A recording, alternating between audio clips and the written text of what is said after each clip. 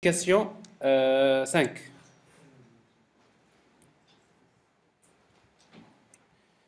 La méthode main. Je veux faire la sérialisation dans un fichier. Donc je vais tout d'abord créer un objet de la classe file. New file. Le fichier, je l'appelle par exemple banque. Peu importe, txt.date. Vous savez que ce n'est pas l'extension qui définit le type de fichier, c'est le contenu.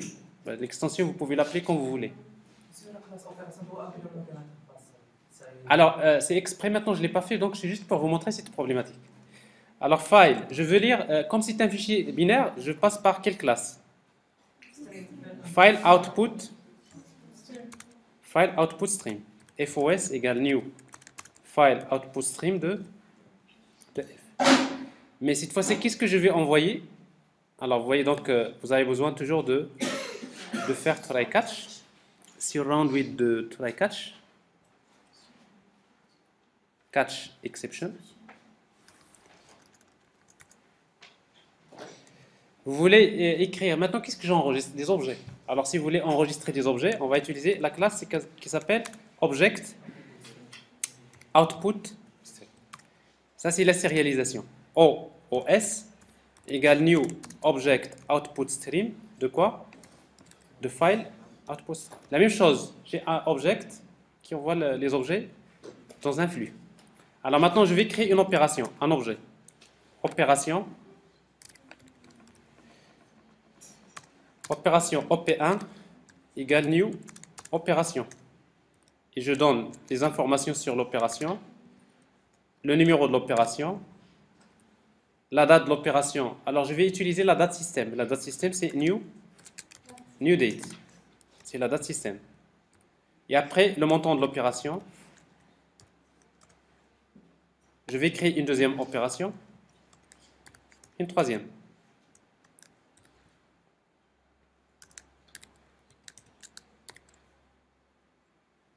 Le numéro de l'opération 2, 3, avec des montants quelconques.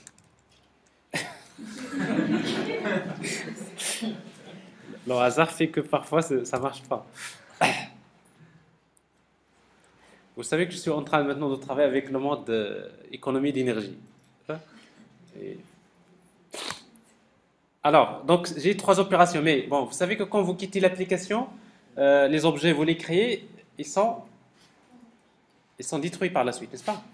Après, pour les enregistrer, on va utiliser object output stream.write object. Je vais enregistrer l'objet OP1, n'est-ce pas? Et je fais la même chose pour les autres. Si c'était une liste d'objets, donc j'enregistre directement la liste. Pas de problème. Donc OP2, OP3, et sans oublier à la fin, close.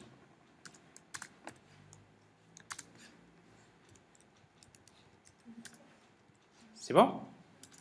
Alors, ici, ça c'est de la sérialisation. Alors, si vous exécutez cette application, vous allez avoir déjà une exception. Regardez. Not serializable exception. Alors, l'opération. Il vous dit, vous voulez sérialiser, mais la classe opération doit être sérialisable. Alors, la condition pour que la sérialisation fonctionne, c'est tout d'abord, c'est ça. Il faudrait que la classe implémente l'interface serializable. Ça, c'est la condition. Je réexécute l'application. Pas d'erreur, il n'y a pas de problème. Le résultat, c'est que je vais avoir un fichier, refresh, qui s'appelle banque.txt. Alors, si vous voulez l'ouvrir, c'est un fichier binaire en principe. Mais si vous l'ouvrez, voilà ce qu'il contient, regardez. Mais ça, en principe, qu'est-ce qu'il y a dans ce fichier? Il y a trois objets. Trois objets opération. N'est-ce pas? Mais le seul moyen pour lire ces objets-là, c'est de faire la désérialisation. Alors, on va la faire. Alors, pour la désérialisation, je vais créer une application, une autre application. Je suppose maintenant, ça y est, c'est terminé la première. L'application 6. Et vous allez comprendre, c'est toujours le même principe. Je vais lire des objets à partir d'un fichier. Donc, f égale new file.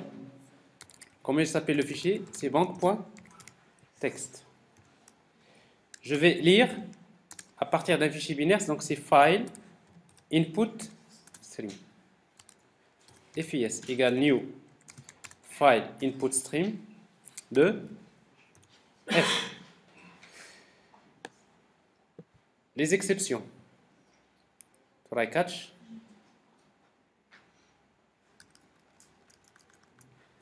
Alors maintenant, je vais lire les objets. Donc je vais utiliser la classe object input stream. Object input stream égale new object input stream de FIS. Alors maintenant, si je veux lire les objets, il suffit de déclarer, je vais lire des opérations, je déclare opération OP1 égale, c'est quoi? C'est object input stream. La méthode s'appelle read object. Alors read object, qu'est-ce qu'il récupère? Il récupère là tout l'objet. Alors sauf que la méthode read object retourne un objet de type object. On a besoin de faire un sous-casting. Alors le casting, c'est-à-dire vous dites c'est vrai c'est un objet de type object, mais en réalité c'est une opération. Mais qu'est-ce qui se passe là? Il va lire une série d'octets à nouveau, et après il reconstruit l'objet. Et pour vérifier, si vous voulez lire les informations, alors vous pouvez faire la même chose si vous voulez lire le deuxième objet et le troisième, n'est-ce pas? Opération 2, opération 3, et après si vous voulez afficher les informations sur opération 1, par exemple opération 1.get numéro. OP1, je vais afficher le numéro de l'opération. J'affiche la date de l'opération et j'affiche le montant de l'opération. Get montant, n'est-ce pas? Je lis l'objet, j'affiche les informations. Alors j'exécute l'application. Donc ça c'est la sixième. Alors je vois bien le numéro 1, la date et les données. Donc vous voyez donc ici, donc je suis en train de faire ce qu'on appelle la désérialisation. Ça fait? Fahmti la question que tu as posée au début. Voilà, bien. Alors maintenant, juste un dernier point, c'est que il y a quand même quelque chose dans la sérialisation qui parfois peut être utile. Quand je veux sérialiser, je vais sérialiser par exemple les attributs, mais il y a des attributs que je ne veux pas sérialiser.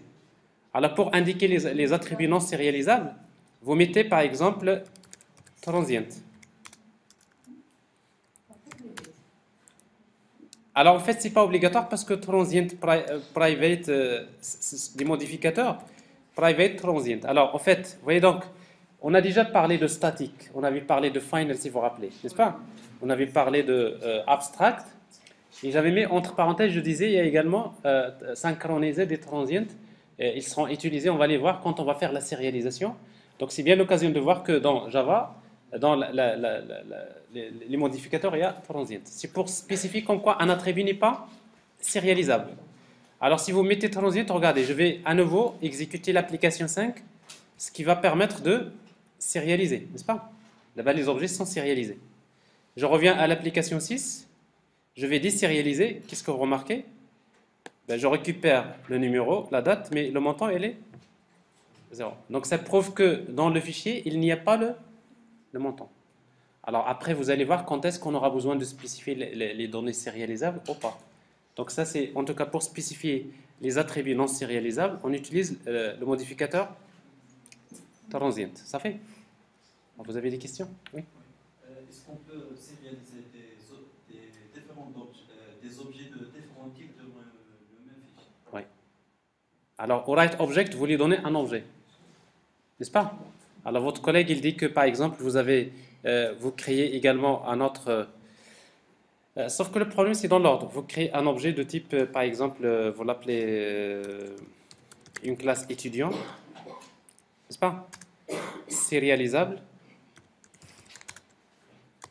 Implement serializable. Et après, dans votre application sérialisée, vous créez un étudiant. E égale new étudiant. C'est vrai, c'est un objet qui ne contient rien, mais c'est un objet, n'est-ce pas? Constructeur par défaut. Et après, vous enregistrez ici quoi? E. Il n'y a pas de problème. Mais sauf qu'il faut faire attention, dans la récupération, dans la désérialisation, regardez, donc je fais la sérialisation, mais dans la désérialisation, le premier objet, je dois savoir que c'est une opération. Mais le deuxième, c'est un Étudiant. Mais si je laisse comme ça opération, vous allez avoir une exception dans la désérialisation. Ce qui est normal. Il va vous dire class cast exception. Regardez, class cast exception. Pourquoi? Parce qu'il a récupéré le deuxième. Vous voulez faire un casting vers opération. Or, c'est un étudiant. Ben, il dit que donc, si vous voulez que ça marche, il faudrait que le deuxième objet, c'est quoi? C'est un étudiant. Donc là, il n'y a pas de problème. Pourquoi? Parce qu'il suppose que c'est des objets de type object. Je fais la désérialisation. Et là, je récupère les données, il n'y a pas de problème. Mais bien sûr, étudiant, donc je n'affiche rien parce qu'il ne contient rien. Pour Oui. les attributs statiques, Oui. comment il va gérer la sérialisation? Alors, les attributs statiques ne seront jamais sérialisés parce qu'ils n'appartiennent pas aux objets. Ils appartiennent à la classe. Donc, les membres statiques d'une classe ne seront jamais sérialisés. Si vous voulez sérialiser les attributs statiques, il faudrait sérialiser la classe elle-même. Sérialiser la classe, Oui. de la même manière. De la même manière. Alors, vous voulez sérialiser une classe. L'astuce, c'est quoi? C'est que vous êtes dans l'application 5. Pour sérialiser une classe, vous dites... Vous déclarez un objet de type classe, comme ça.